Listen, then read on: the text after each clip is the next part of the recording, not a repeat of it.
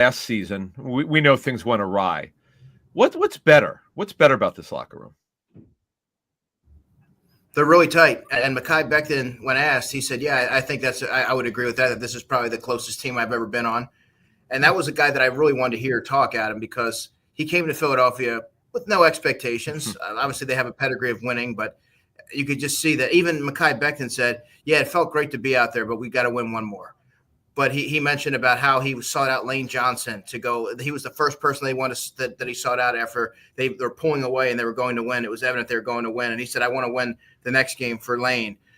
You see all the position groups were taking pictures with one another. All the running backs taking a picture with each other. The linebackers, they're getting a picture with Bobby King and the whole linebacker group. Cool. I just think you don't see those kind of things often. And this has been a byproduct that's of the coaching and the culture that Nick Sirianni has set. But it's not just because they're in the postseason, because they made a deep run. This has been something that I've witnessed and observed all season long.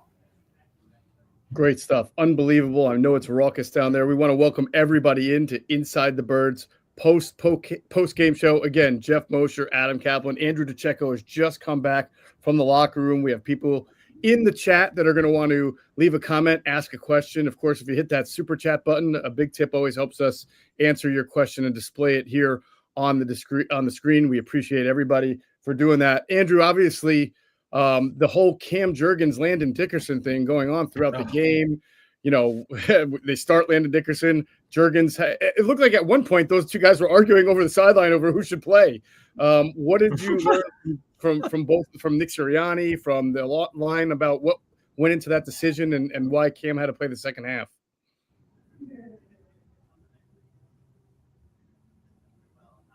I missed your question. The internet keeps freezing in and out. I don't know if it's the Wi-Fi here, but yeah, I just Cam Jurgens clearly had the back issue in the room. You could tell that it was still bothering him, but he said he'll be ready to go for the Super Bowl.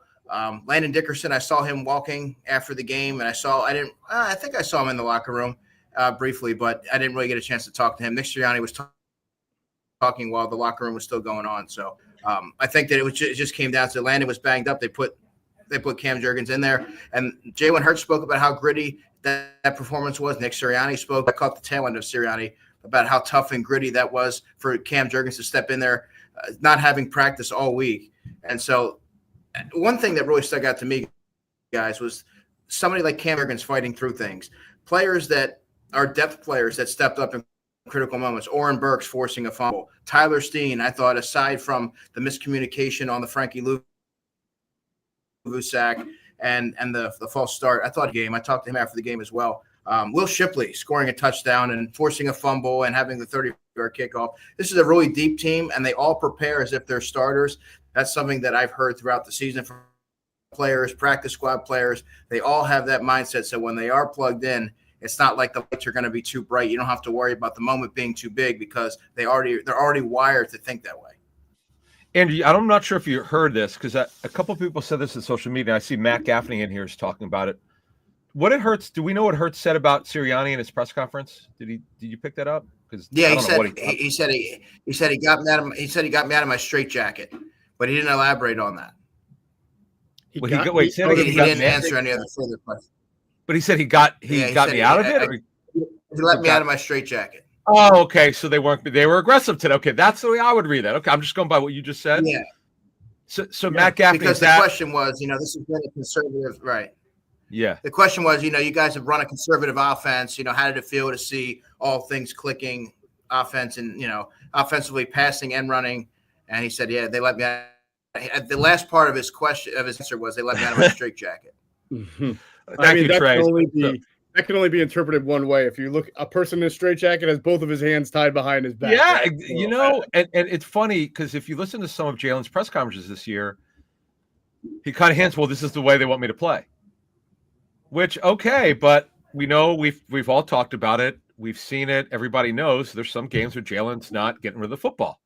So they're going to make him make a decision, with the football. And he's been very good with it, not turning it over. But Andrew, let me throw this back at you because one of the cool things about sitting in the press box is you get to see the whole field. What were your thoughts of just from the press box on Jalen and the way the offense looked to you? thought he saw the field pretty well, and I thought he was calculated in his decisions. That was probably, aside from the Steelers game, I thought that was one of the best games that Jalen played all year. Seeing the field well, making decisions on when to run. He wasn't limited. He still had the mobility. Teams still had to play him the same way as they ordinarily do. I thought that that was a gutsy performance from him because he was also battling a sickness this week. You could hear it. It was very evident in his Friday press conference. He was very stuffy. So he said he was battling the knee issue and sickness. He mentioned that. And I thought all things considered, he threw the ball well. He was in control of the offense. And I thought it was very well balanced. And I thought Kel Moore also called a really good game. Andrew, a lot of different storylines come out of this. You'll write some stories in the coming weeks. What's something that just popped out of the locker room? First of all, give me Saquon Barkley's reaction. He's got to be the happiest guy in the world. Yeah, I couldn't get anywhere near Saquon. There's people waiting like 5 deep in front of his locker, so I'll have to go back and listen to the audio. But seeing him come off the field, his mom, his dad, they were doing interviews. Like a lot of folks were like, recording them. They had the audio. They're proud. They're happy. This is why Saquon came to Philadelphia. He's mentioned this multiple times throughout the season. He said, I came here, to win a Super Bowl. And so to be in position and be a primary reason why they're getting to New Orleans, I think that really it really started to click. You saw the elation on his face when he walked off the field. And I just think that was something kind of special that I'll remember for the rest of my career. Very cool. Very cool. And how about a separate angle, something that jumped out at you might write about this week? Anything that really caught your attention down there? The offensive line, I would write about Tyler Steen. I want to write about Mekhi Becton going to the Super Bowl. And because Mekhi Becton, when I asked him today what he learned about himself, he said, I didn't really learn anything about myself, but being in an organization, being in a place where people will support you and they talk to you like a human being, he just kept reiterating and they just support you. You can read between the lines there. But he said, this is the closest team I've ever been on. And so for somebody like that, to make that transformation, to be that reclamation project, that was interesting. Tyler Steen stepping up. I'm going to write a short story on Shipley stepping up. Of course, Jalen and his performance today. But I just think that was just a collective team effort. That was probably the most complete win of the season. You put up 55 points in the postseason. There's a multitude of storylines at any which way you go. So one thing I would ask you, and I asked Jeff this, we were talking the most unlikely stories on defense, right? Nolan Smith come out of nowhere after a tough training camp in preseason and early start to the season. I got to believe that Mekhi Becton is the most surprising story on the team. Okay. Bond been in the league for a while. Okay. Bond certainly on defense. I mean, I think it's debatable, but Becton was a first-round pick, but been such a disappointment. And his weight, you and I were at training camp. We saw that huge knee brace. Like it actually was almost like a person itself. It was so big. I mean, folks, you had to see this thing. So, Matt, we already gave it. It was a contraption. I don't know what it is. Massive. What's that? It was massive. It was like a contraption. He looked like a transformer with that. I don't know. Exactly. So would you not agree? I would say, wouldn't you think Becton's the biggest surprise of the season? Yeah, he was. And that's one of the reasons, Adam, why I went right over to him after the game, because prior to this season, he's never even been in the postseason. You saw the tears that were streaming down his face when he walked off the field after the wild card win. And that really put it in perspective for me about how special this Eagles team is to him and how he has the proper support system. And he really had to sort of transform his game. And I just think that in a team with so many different storylines, his story is one of the more compelling. And I think when you look at this game, the different players that have stepped up under certain circumstances, I think that's another really testament to their depth. And I thought that came away as one of the more prominent storylines for me. Hey, Andrew, what was said? Because more often than not, whenever you lose a player that wears the green dot, teams are going to be in trouble, especially the caliber of Nakobe Dean. Oren Burks stepped in. And in the game like this, when you have someone like Landon Dickerson who hasn't played center in a very long time, he steps in. He's working in tandem with Tyler Steen. Tyler talked about how the communication early on wasn't great, but then the more reps they got, the better things went. I think that just speaks to the depth and the communication and players being in position to be successful. we have to give props to our Patreon friend, Wilton Houston, who predicted a 40-point blow. He said 40 points. The Eagles were going to score 40. Now he's even shocked that they scored 50. But Wilson also, mentions that there's something about that Washington franchise, right? The 59-28 Monday Night Massacre. And now in their first NFC matchup, it is also a playoff ass-kicking there as well. So on that line, Andrew, did you get any – because this feels like it's going to be a really interesting game, Eagles-Commanders, going forward for several years. In fact, every year it's an interesting game anyway, even when the Commanders are bad. So did you get anything from the locker room on, like, we'll see these guys again, or this is the start of something that's going to be interesting for a couple of years? I caught the last part of it. Sorry, the Wi-Fi keeps freezing here. But, I think that there's a mutual respect there. They know that Jaden Daniels is a really talented player.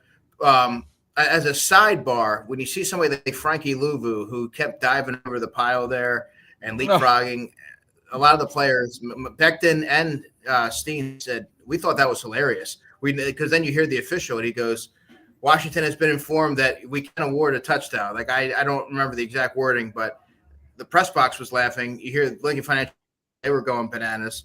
And the players on the field were like, yeah, we never heard it. Tower Steve's like, I would have been totally fine if they just awarded us a touchdown.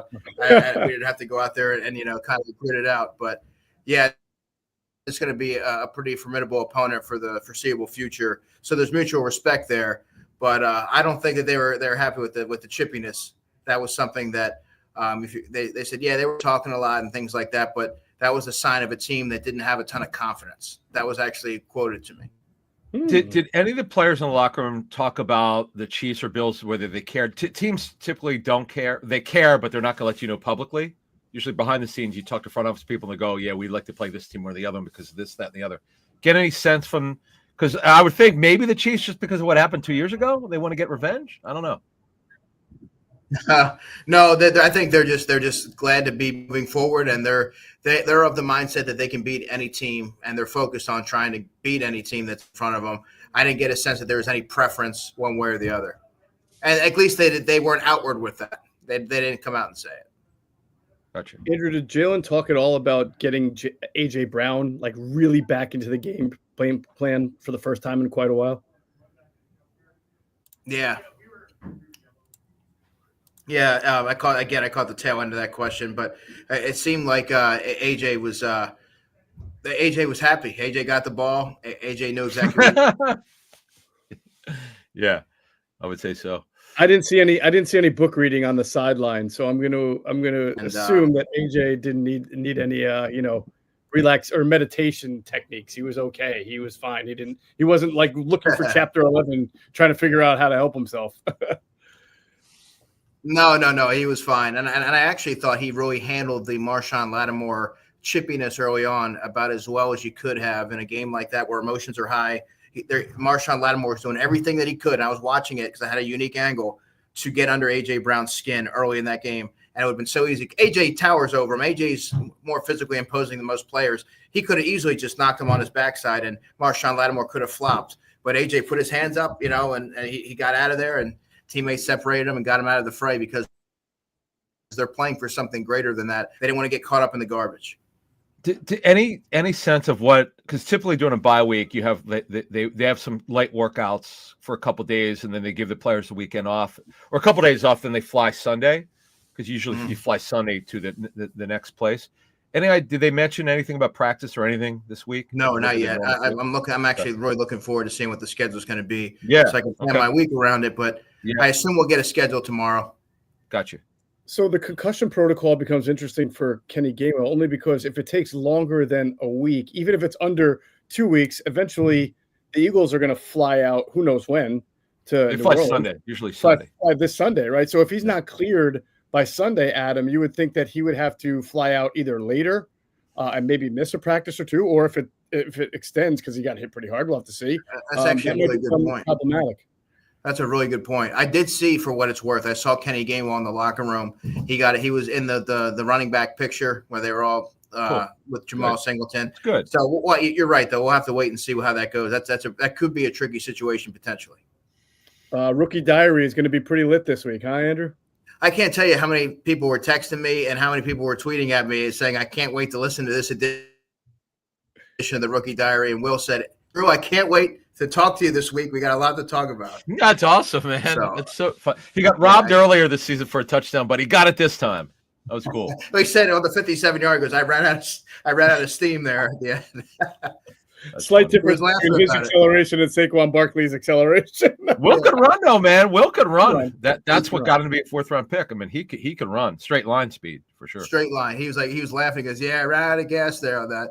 But he talked about on that forced fumble how Luke McCaffrey, who he trained with at XPE, he tried to. He goes, I just moved him, tossed him aside. He tried to lay a physical block on him, tossed him aside, and he's like, I just threw my helmet in there, made the play. And how about Andrew, that kickoff return? Yeah, I got it. It's funny because I was talking to him and I got like 4 or 5 questions right away while all the cameras were there. It was almost like a one-on-one while there was like all these different. But I asked him, I said, well, talk to me about that 35-yard run back. He said it was just really blocked up well. Kenny Gainwell, nice block. He said Coach Clay drew it up perfectly, and I just, I try to make the most of my opportunities. I hit the hole and I try to go north and south. Hey, last thing before you could tell, you could just tell for a lot of the younger players. I get the sense they're not going to take that for granted. When he walked off the field, he had the look of somebody that came to the realization that as a rookie he was going to the Super Bowl. How about that? That's unbelievable. Last thing, I don't know did you get a chance to see Zach Ertz leaving the field, or did he say anything to anybody at all? In the locker room? No, he didn't. I didn't even see Zach Ertz leave the field. They probably left early. I stayed for the beginning of the ceremony, and then I went down to see him come off through the tunnel. All right. Well, listen, it's going to be a busy week for all 3 of us. For Eagles fans, there's going to be a lot of coverage on InsideTheBirds.com, but even more, we'll have some DiCecco dailies this week, Inside the Locker Room. Oh, yeah. The Rookie Diary with Will Shipley, all of our Inside the Birds podcast, Q&A, Gun on One, Inside the Tape with Greg Cosell. Our Patreon members, we got a lot of great stuff for you. So if you're not on Patreon and you want that bonus content, got to get on patreon.com/InsideTheBirds. We are already lining up to get you some really good stuff. As the Eagles get ready to go down to New Orleans and compete in the Super Bowl, should be a blast. That is going to do it for this edition of the Inside the Birds post-game show. Thank you so much, Andrew, for coming up and providing us the sights and scenes. Absolutely. And the intel from the locker room. So for Andrew DiCecco and Adam Caplan, I'm Geoff Mosher. I can't wait for this week, guys. It's going to be good. It's going to be great. Man. Catch you guys all in the next one. Take care. All right. Everybody stay in.